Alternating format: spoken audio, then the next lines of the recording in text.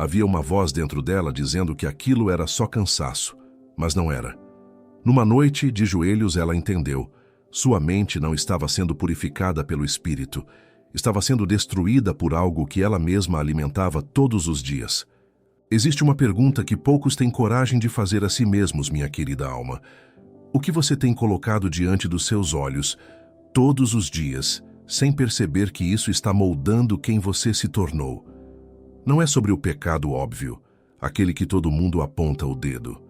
É sobre algo mais silencioso, mais sutil, que se instala devagar, como cupim em madeira, comendo por dentro enquanto a aparência de fora continua intacta. Charles Spurgeon, aquele que tantos chamaram de príncipe dos pregadores, certa vez alertou sua congregação de que a mente do homem é como um jardim. Se você não planta trigo, o mato cresce sozinho. Ninguém precisa se esforçar para ficar espiritualmente descuidado. Isso acontece naturalmente como consequência da negligência. Mas purificar essa mente, isso exige escolha, exige entrega, exige um encontro real com Deus. Eu preciso te dizer uma coisa, com todo o respeito que você merece. Muitos cristãos vivem anos e anos na igreja, cantam os hinos, levantam as mãos no domingo e ainda assim carregam uma mente cativa, uma mente que não foi renovada, apenas maquiada. Paulo escreveu aos Romanos algo que ainda ecoa como trovão sobre nós. Não vos conformeis com este século, mas transformai-vos pela renovação da vossa mente, para que experimenteis qual seja a boa, agradável e perfeita vontade de Deus. Romanos 12, verso 2. Repare que ele não disse para você mudar de comportamento apenas. Ele disse para renovar a mente, porque o comportamento nasce do pensamento, e o pensamento nasce daquilo que você permite entrar. Spurgeon pregava com uma imagem que jamais saiu da minha memória. Ele dizia que um homem pode carregar a Bíblia debaixo do braço e ainda assim ter o coração vazio, porque a palavra que não é meditada, que não é mastigada devagar, não alimenta ninguém. É como segurar pão e morrer de fome. Você já sentiu isso, minha querida alma? Aquela sensação de estar cercado de tanta informação espiritual, tantos vídeos, tantos sermões, tantas mensagens de WhatsApp com versículos bonitos, e ainda assim sentir a alma seca, árida, como terra rachada esperando chuva que não vem? Isso não é falta de Deus. Deus não se afastou de você. O que acontece muitas vezes é que a mente foi ocupada por outras vozes, vozes que sussurram comparação, vozes que sussurram ansiedade, vozes que sussurram que você não é suficiente, que sua fé é pequena demais, que sua oração não tem força. E aqui está o sinal que ninguém te contou. Quando sua mente está sendo purificada de verdade, ela fica mais silenciosa diante de Deus e mais firme diante do mundo. Mas quando ela está sendo destruída, o oposto acontece. Fica agitada diante de Deus, incapaz de orar 5 minutos sem se distrair, e ao mesmo tempo se torna extremamente sensível às opiniões humanas, às redes sociais, ao que os outros vão pensar. Tiago, o irmão do Senhor, escreveu algo que corta como espada de 2 gumes. Purificai as mãos, pecadores, e vós, de coração dobre, limpai o coração. Coração dobre. Você sabe o que é isso? É viver dividido. É orar de manhã e se afundar em pensamentos de ódio à tarde. É declarar fé no altar e viver em pânico durante a semana. É amar a Deus com os lábios e amar o mundo com as escolhas diárias. E o mais perigoso disso tudo é que essa divisão pode existir por anos sem que a pessoa perceba, porque ela se acostuma com o barulho interno e passa a achar que aquilo é normal, que aquilo é apenas ser humano. Spurgeon dizia que a graça não entra numa alma que está lotada. Se o seu coração está cheio de ressentimento, de inveja, de amargura guardada há tanto tempo que já nem lembra a origem, não sobra espaço para a purificação que o Espírito Santo quer operar. É como tentar encher um copo que já está cheio de água suja. Antes de receber o novo, é preciso esvaziar o velho. E isso, minha querida alma, dói. Dói porque exige confronto com aquilo que preferimos ignorar. Dói porque exige admitir que talvez por muito tempo você tenha alimentado a mente com aquilo que a destrói, achando que era apenas entretenimento, apenas distração, apenas um jeito de aliviar o estresse do dia. Davi, o homem segundo o coração de Deus, entendia esse processo melhor do que ninguém. No Salmo 139 ele ora: sonda-me, ó Deus, e conhece o meu coração. Prova-me e conhece os meus pensamentos. E vê se há em mim algum caminho mau, e guia-me pelo caminho eterno. Repare que Davi não pede a Deus para consertar apenas as ações dele. Ele pede para Deus examinar os pensamentos, porque ele sabia, como rei, como guerreiro, como homem que já tinha caído profundamente no pecado, que tudo começa na mente. O adultério com Batseba não começou na cama, começou no telhado, num olhar que ele permitiu se demorar mais do que devia. Começou num pensamento que ele não cortou pela raiz. E é exatamente aqui que está o sinal definitivo que vamos desvendar juntos ao longo deste vídeo. Existe uma diferença entre uma mente sendo purificada e uma mente sendo destruída. E essa diferença aparece primeiro nos pensamentos antes de aparecer nas ações. Uma mente purificada gera paz mesmo em meio à tempestade. Uma mente destruída gera tempestade mesmo em meio à paz aparente. E muitos de nós temos vivido anos confundindo agitação espiritual com avivamento, confundindo emoção passageira com transformação real. Antes de continuarmos, preciso te pedir algo com o coração sincero. Se você quer realmente entender como reconstruir essa intimidade com Deus, como devolver silêncio à sua mente e presença real à sua oração, eu preparei algo que tem mudado a vida de muitas pessoas que assistem esse canal. É um guia chamado 21 Dias para Restaurar Sua Intimidade com Deus. E ele não é apenas mais um material espiritual genérico, cheio de frases bonitas. Ele foi pensado para pessoas exatamente como você, que sentem que perderam aquela proximidade que tinham com Deus no passado, que sentem que a oração virou repetição vazia e que precisam dia após dia, durante 21 dias, de um caminho prático e profundo para voltar a ouvir a voz de Deus com clareza. O link está fixado no primeiro comentário deste vídeo e eu te convido, de verdade, a dar esse passo hoje, porque restauração não acontece por acidente. Ela acontece quando decidimos separar tempo e intenção para buscar a Deus de forma guiada.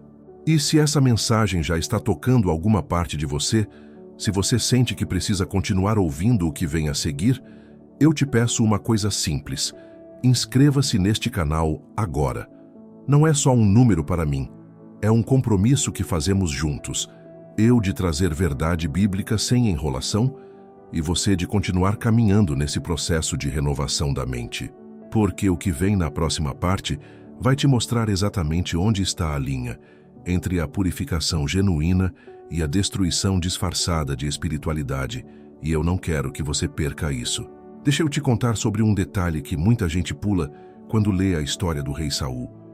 Antes dele perder o trono, antes de perseguir Davi pelas montanhas, houve um momento pequeno, quase invisível, em que ele desobedeceu uma instrução simples de Deus através do profeta Samuel. Não foi um pecado gigantesco aos olhos humanos, foi apenas impaciência, um homem que não quis esperar. E daquele pequeno gesto de autossuficiência, nasceu um processo lento de endurecimento, que anos depois o levou a consultar uma médium, a viver atormentado por espírito maligno, a morrer sozinho num campo de batalha.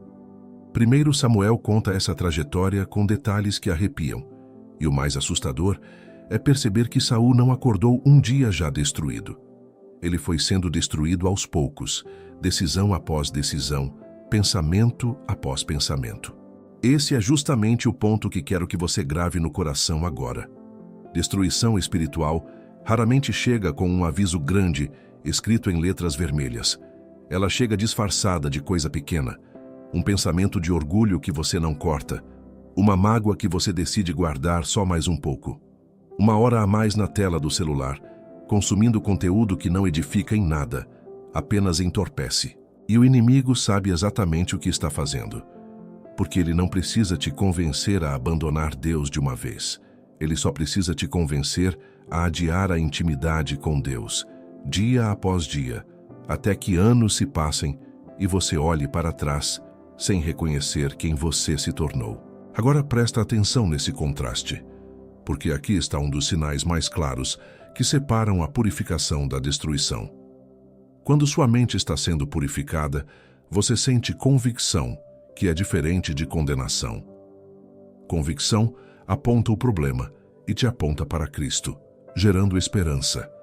Condenação aponta o problema e te empurra para o desespero, gerando vontade de desistir. João escreveu no capítulo 3 do seu Evangelho que não veio Deus mandar seu Filho ao mundo para que condenasse o mundo, mas para que o mundo fosse salvo por ele. Se os pensamentos que sobem na sua mente sempre terminam em "você nunca vai mudar", você é um fracasso espiritual. Deus já cansou de você, isso não vem do Espírito Santo. Isso vem de outra fonte, e essa fonte quer te manter paralisado. Já a convicção genuína soa diferente. Ela dói também, porque verdade dói quando encontra mentira instalada, mas ela sempre abre uma porta, nunca fecha todas as saídas. Paulo, escrevendo aos Coríntios, faz essa distinção com clareza cirúrgica. A tristeza, segundo Deus, produz arrependimento para a salvação, do qual não há que se arrepender, mas a tristeza do mundo produz morte. 2 Coríntios 7:10. Duas tristezas parecidas por fora, completamente diferentes por dentro. Uma te leva a se ajoelhar, a outra te leva a se afundar. E tem um segundo sinal que eu preciso te mostrar agora, porque ele é sutil e a maioria das pessoas confunde ele com maturidade espiritual. A insensibilidade emocional disfarçada de paz. Existem cristãos que pararam de sentir, pararam de chorar diante de Deus, pararam de se emocionar com a cruz, com a graça, com a palavra, e chamam isso de estabilidade. Só que estabilidade de verdade não é ausência de sentimento, é presença de Deus mesmo em meio ao sentimento. Jesus chorou diante do túmulo de Lázaro, mesmo sabendo que ia ressuscitá-lo minutos depois. Ele não precisava chorar, humanamente falando, mas ele chorou porque sentia profundamente. Uma mente sendo destruída se protege endurecendo o coração. Uma mente sendo purificada se protege se rendendo, ainda que doa, ainda que custe lágrima. Ezequiel recebeu uma promessa de Deus que ilustra essa transformação. E vos darei um coração novo, e porei dentro de vós um espírito novo, e tirarei da vossa carne o coração de pedra, e vos darei um coração de carne. Repare bem nessa troca. Deus não promete tirar seus problemas. Ele promete um coração sensível, capaz de sentir de novo, capaz de amar de novo, capaz de se quebrar diante da presença dele.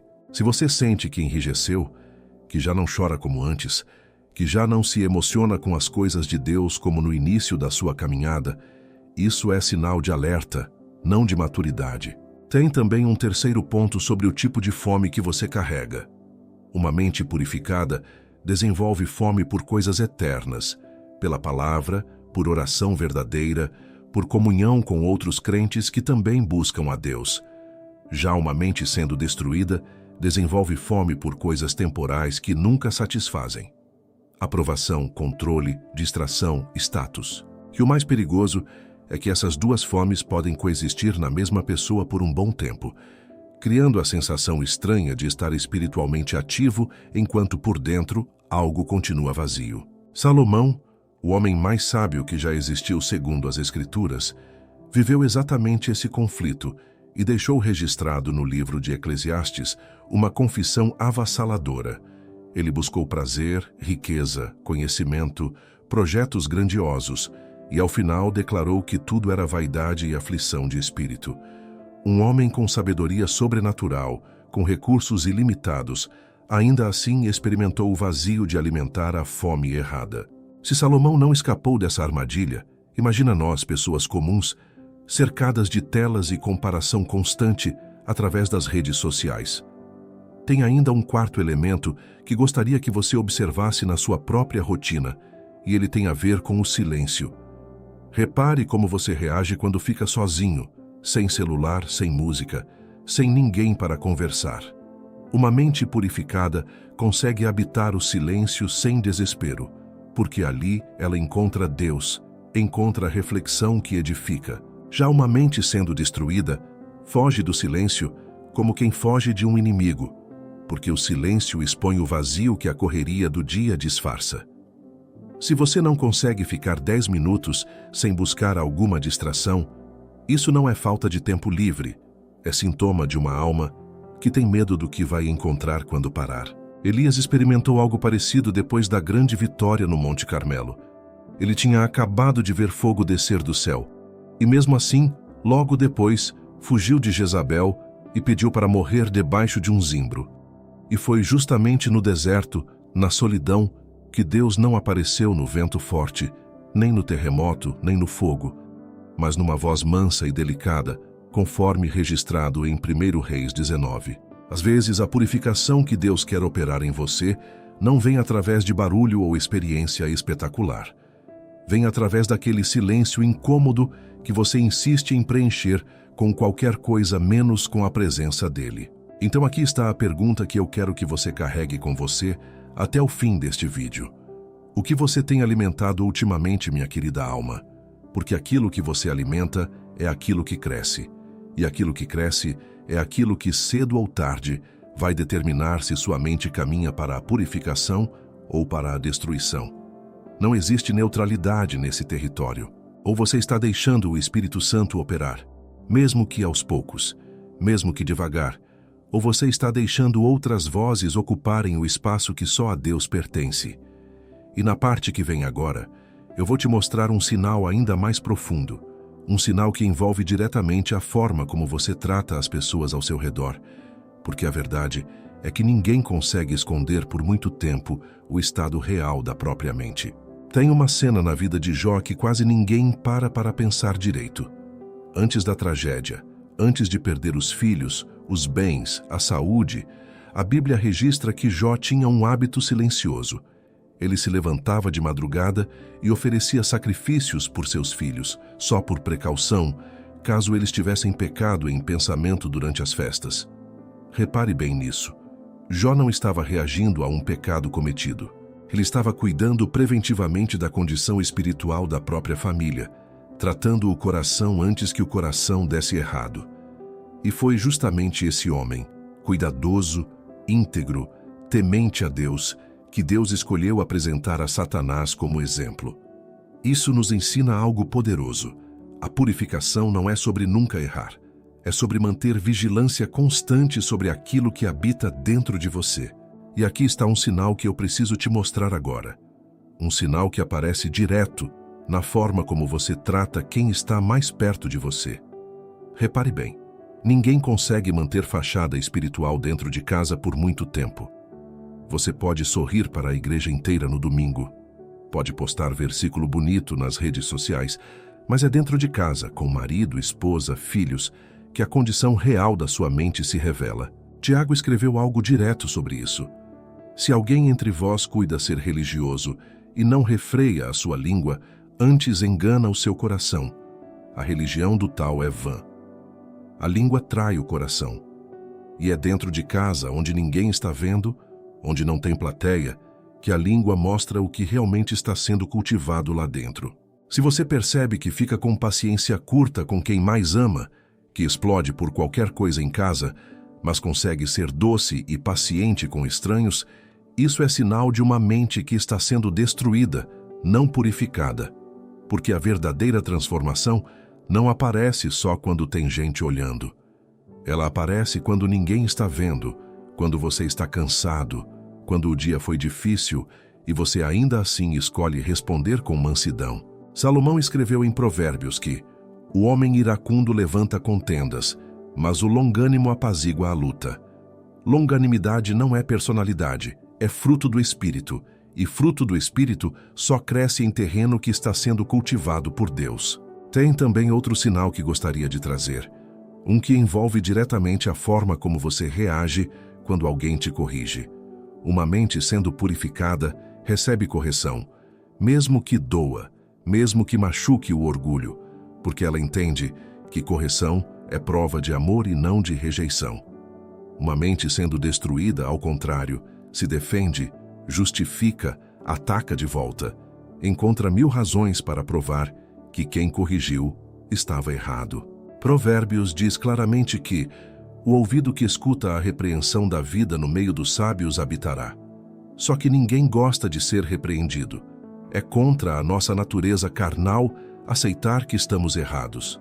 Por isso, a forma como você reage à correção é um termômetro espiritual extremamente confiável.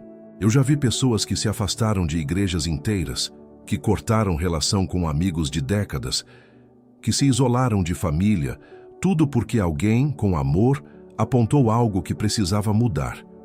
E ao invés de examinar o próprio coração, essas pessoas preferiram atacar o mensageiro. Isso não é maturidade, minha querida alma. Isso é orgulho disfarçado de sensibilidade ferida.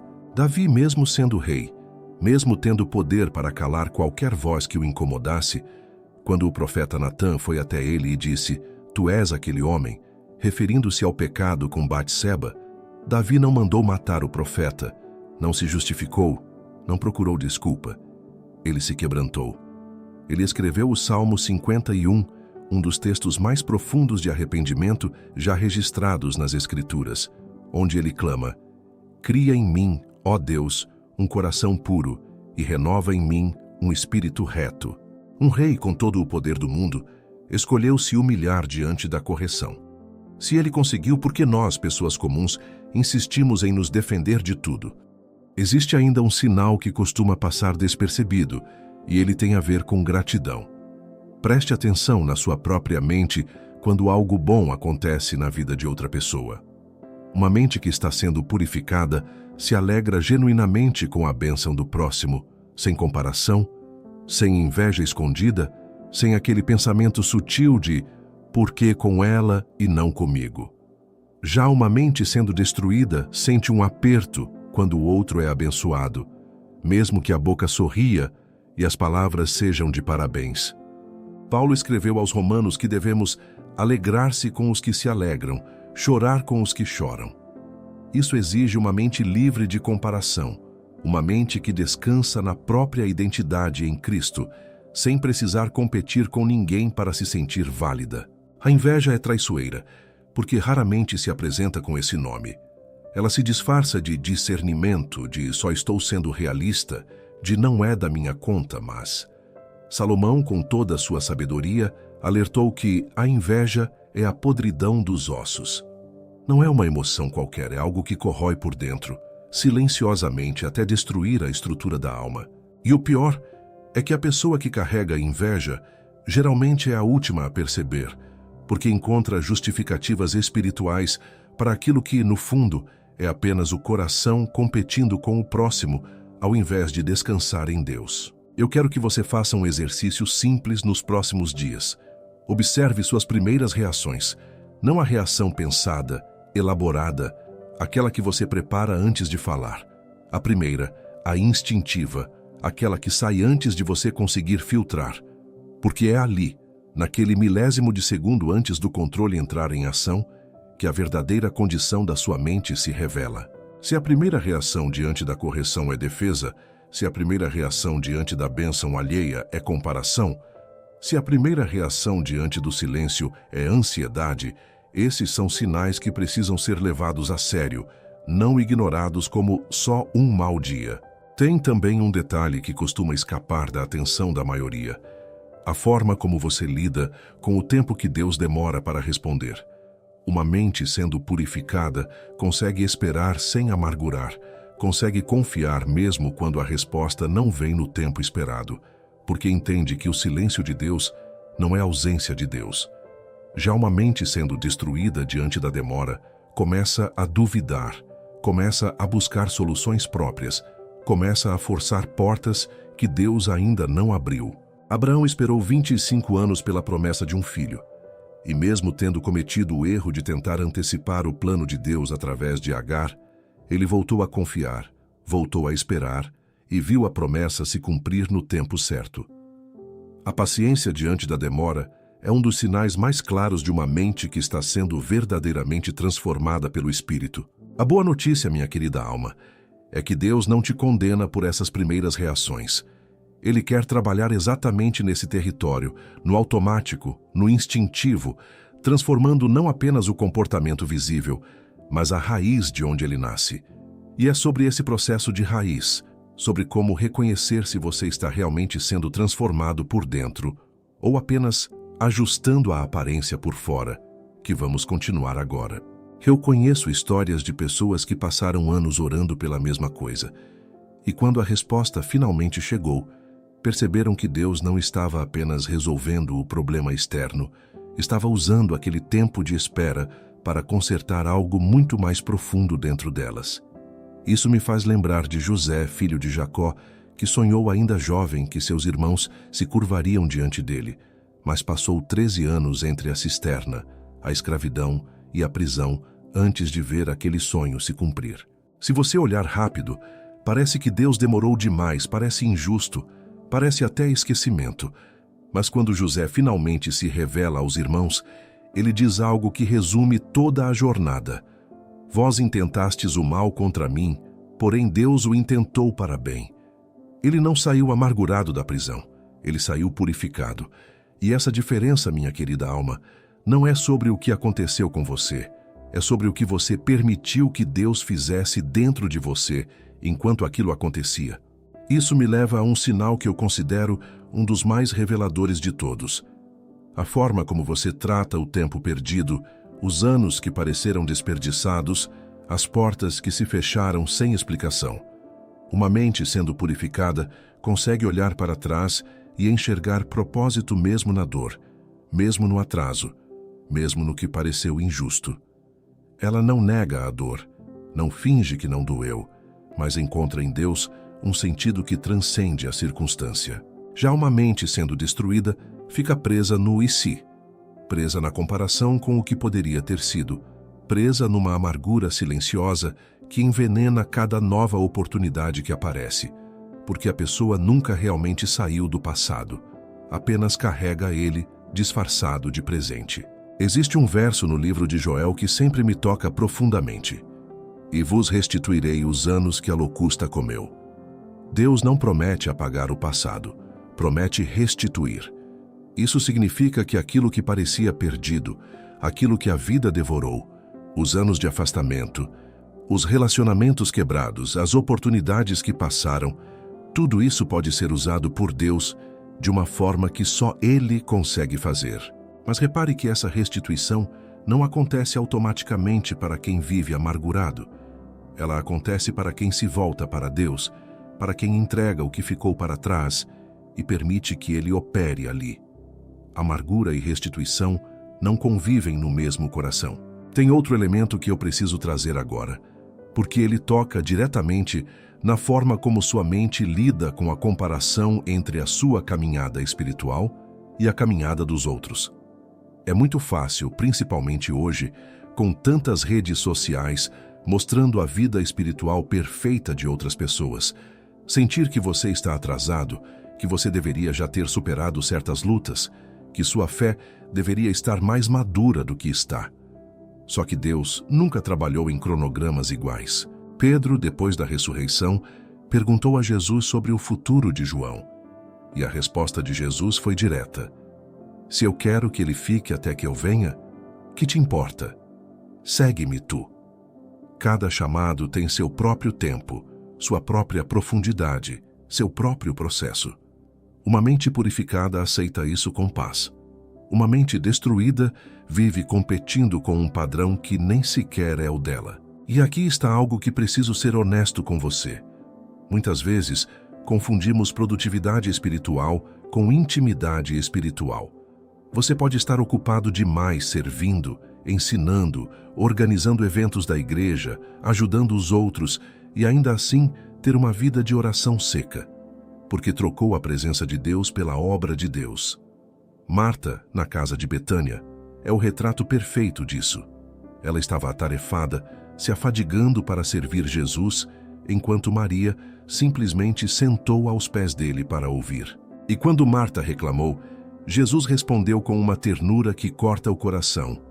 Marta, Marta, andas ansiosa e afadigada com muitas coisas, mas uma só é necessária, e Maria escolheu a boa parte, a qual não lhe será tirada. Não é sobre parar de servir, é sobre não deixar o serviço substituir a intimidade. Se você sente que sua rotina espiritual está mais parecida com uma lista de tarefas do que com um relacionamento vivo, isso é um sinal claro de que algo precisa ser realinhado. Ler a Bíblia por obrigação, orar rápido antes de dormir só para cumprir, ir à igreja por costume sem realmente esperar encontrar Deus ali, tudo isso pode acontecer mesmo em pessoas extremamente ativas na obra. E o perigo é que de fora parece tudo certo, mas por dentro a alma vai secando devagar, sem que a pessoa perceba, porque está tão ocupada fazendo coisas para Deus que esqueceu de estar com Deus. Eu quero te convidar a fazer uma pausa mental agora, ainda enquanto ouve essa mensagem, e se perguntar: quando foi a última vez que você simplesmente esteve na presença de Deus sem pedir nada, sem correr, sem pressa, só para estar ali? Não estou falando de um culto, de uma reunião, de uma live. Estou falando daquele momento íntimo, só você e ele, sem agenda. Se faz muito tempo que isso não acontece, talvez seja esse o primeiro passo prático que você precisa dar hoje, antes mesmo de continuar assistindo esse vídeo. Existe ainda uma última camada que quero explorar nessa parte, que tem a ver com o tipo de conselho que você busca quando está em crise. Uma mente purificada busca conselho que aponta para a palavra, que confronta com verdade, ainda que doa. Uma mente destruída busca conselho que apenas confirma o que ela já quer ouvir, que valida a decisão que ela já tomou no coração, mesmo que essa decisão contrarie tudo que a Bíblia ensina. Provérbios adverte que há caminho que ao homem parece direito, mas o fim dele são os caminhos da morte. O problema não é a falta de conselho disponível, é a escolha seletiva de só ouvir quem concorda com a gente. E isso, minha querida alma, é uma armadilha silenciosa que tem destruído casamentos, ministérios e famílias inteiras, porque a pessoa se cercou de vozes que só confirmavam, nunca confrontavam. Rei Roboão viveu isso de forma trágica. Depois da morte de Salomão, o povo pediu que ele aliviasse o peso que Salomão havia colocado sobre eles. Os conselheiros mais velhos, experientes, disseram para ele servir o povo com brandura. Mas ele rejeitou esse conselho e ouviu os jovens que cresceram com ele, que sugeriram governar com ainda mais dureza. O resultado foi a divisão do reino, uma ferida que jamais se fechou completamente na história de Israel. Roboão não faltou conselho. Faltou discernimento para escolher o conselho certo, porque ele já tinha decidido no coração o que queria ouvir antes mesmo de perguntar. E talvez seja exatamente aí que você precise se examinar hoje. Quando você busca ajuda, quando pede oração, quando conversa com alguém sobre uma decisão difícil, você está genuinamente aberto para ouvir o que Deus quer falar através daquela pessoa?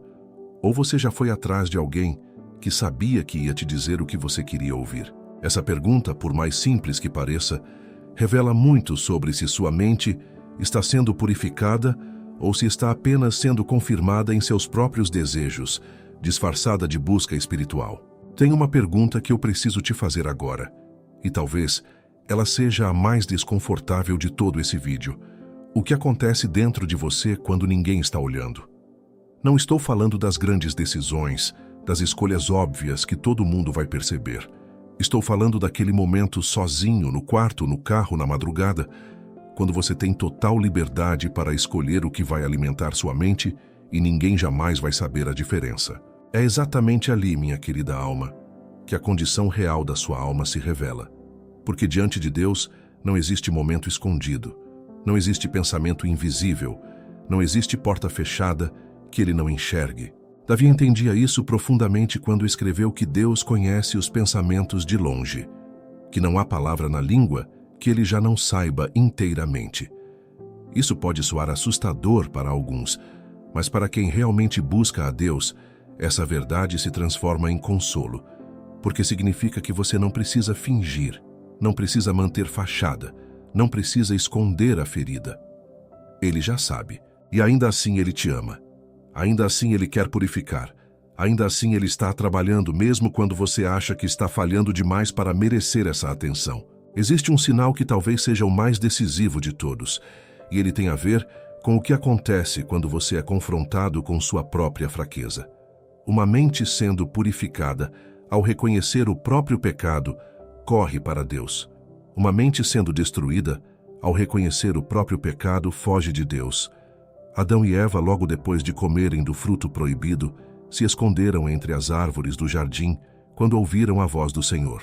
Esse instinto de esconder, de fugir da presença de Deus, justamente quando mais precisamos dela, é uma das armadilhas mais antigas que existem e continua funcionando até hoje, séculos depois, na vida de cada um de nós. Pense em quantas vezes você errou e, ao invés de correr para orar, se afastou da oração. Ao invés de abrir a Bíblia, fechou ela ainda mais. Ao invés de buscar comunhão com outros crentes, se isolou, porque a vergonha parecia maior do que a graça. Isso é exatamente o oposto do que Deus deseja. Ele não quer que você se esconda quando falha.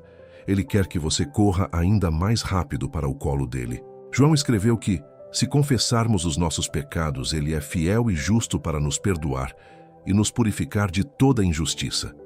Repare que a purificação vem depois da confissão, não depois da perfeição. Ninguém precisa estar limpo para se aproximar de Deus. É justamente a aproximação que traz a limpeza. Agora eu quero trazer um ponto que considero central para tudo o que conversamos até aqui. A diferença entre reforma e regeneração. Reforma é quando você ajusta comportamentos por força de vontade, por disciplina, por vergonha social, mas o coração continua o mesmo por dentro. Regeneração é quando Deus transforma a raiz e o comportamento muda como consequência natural dessa transformação interna. Muita gente vive tentando se reformar sem nunca pedir a Deus que regenere. Tenta parar de mentir sem pedir um coração sincero. Tenta parar de julgar sem pedir um coração compassivo. Tenta parar de se preocupar sem pedir um coração que confia. E o resultado é sempre o mesmo: uma força de vontade que dura algumas semanas e depois esmorece, porque a raiz nunca foi tocada. Jesus foi extremamente direto sobre isso quando confrontou os fariseus, chamando eles de sepulcros caiados, bonitos por fora, mas cheios de ossos e imundícia por dentro. Eles tinham reformado o comportamento externo ao ponto da perfeição, cumpriam cada regra, cada ritual, cada tradição, mas o coração jamais tinha sido tocado por Deus. E é exatamente isso que precisa mudar em nós. Não basta parecer purificado por fora, enquanto a mente continua destruída por dentro. Deus não está interessado em aparência religiosa. Ele está interessado em transformação genuína, ainda que ela seja invisível para os outros, ainda que só Ele consiga ver. Tem também um último ponto que quero trazer antes de fecharmos essa reflexão mais profunda: a permanência. Uma mente sendo purificada não busca uma experiência espiritual pontual, um momento emocionante numa vigília, um culto que arrepiou, uma live que tocou o coração. Ela busca permanência, busca constância, busca aquele relacionamento diário que não depende de emoção para se sustentar. Já uma mente sendo destruída vive de pico em pico, buscando sempre a próxima experiência forte, porque sem aquela emoção intensa, ela não consegue sustentar a fé nos dias comuns, nos dias cinzentos, naqueles dias em que nada de especial acontece, e é preciso simplesmente continuar caminhando com Deus por fé e não por sentimento. Jesus disse que aquele que permanece nele dá muito fruto, porque sem ele nada podemos fazer. A palavra permanecer não fala de intensidade, fala de continuidade. Não é sobre o quão forte você sentiu Deus numa manhã específica, é sobre você continuar buscando Ele mesmo quando não sentiu nada, mesmo quando a oração pareceu vazia, mesmo quando a Bíblia pareceu apenas palavras no papel. Porque é justamente nesses dias secos que a fidelidade se prova mais real do que em qualquer pico emocional. E se você está passando por um desses dias agora, enquanto ouve essa mensagem, eu quero te lembrar que continuar buscando, mesmo sem sentir nada, já é em si um ato profundo de fé, talvez o mais profundo de todos. Eu penso muito na figura da videira que Jesus usou nesse ensino. Um ramo não produz fruto se forçando, não produz fruto por esforço próprio, não produz fruto tentando com todas as forças ser produtivo. Ele produz fruto simplesmente por estar conectado, por permanecer ligado ao tronco. deixando a seiva correr naturalmente. Muitos de nós vivemos tentando produzir fruto espiritual através de esforço, através de disciplina rígida, através de força de vontade, quando na verdade o segredo sempre foi permanecer conectado e deixar Deus fazer o trabalho que só Ele pode fazer. Isso não significa passividade, significa dependência, e existe uma diferença enorme entre as duas coisas. Quero que você entenda uma coisa antes de seguirmos para o encerramento dessa mensagem. Purificação não é um evento único, é um processo contínuo que dura a vida inteira. Não existe um dia em que você acorda completamente pronto, totalmente livre de toda a luta interna, definitivamente maduro ao ponto de nunca mais precisar de correção. Paulo, mesmo depois de anos servindo a Deus, mesmo depois de escrever boa parte do Novo Testamento, ainda dizia que não se considerava já ter alcançado, mas que prosseguia para alcançar aquilo para o qual também foi alcançado por Cristo Jesus. Se Paulo, com toda a experiência espiritual que teve, ainda se via em processo, por que nós insistimos em achar que já deveríamos ter chegado lá? Essa jornada de purificação exige paciência com você mesmo, minha querida alma. A mesma paciência que Deus tem tido com você todos esses anos. Não se cobre perfeição instantânea. Cobre-se direção. Cobre-se movimento. Cobre-se a disposição de continuar se rendendo, dia após dia, mesmo quando o progresso parece lento demais para ser percebido. Porque é assim que a transformação verdadeira acontece, não em explosões dramáticas, mas em decisões pequenas e silenciosas, repetidas com constância, que ao longo dos anos moldam um caráter que antes parecia impossível de alcançar. Minha querida alma, se essa mensagem tocou algo dentro de você hoje, não deixe esse momento passar em branco. Deus está te chamando para um caminho de verdadeira purificação, e o primeiro passo prático para isso está no nosso guia 21 dias para restaurar sua intimidade com Deus, disponível no link fixado no primeiro comentário. São 21 dias que podem mudar completamente sua caminhada com Deus. Se inscreva neste canal agora, deixe seu like e conte aqui nos comentários qual sinal mais tocou seu coração hoje. Continue assistindo aos próximos vídeos que já estão aparecendo na sua tela. Que Deus continue operando essa purificação em você. Até o próximo vídeo.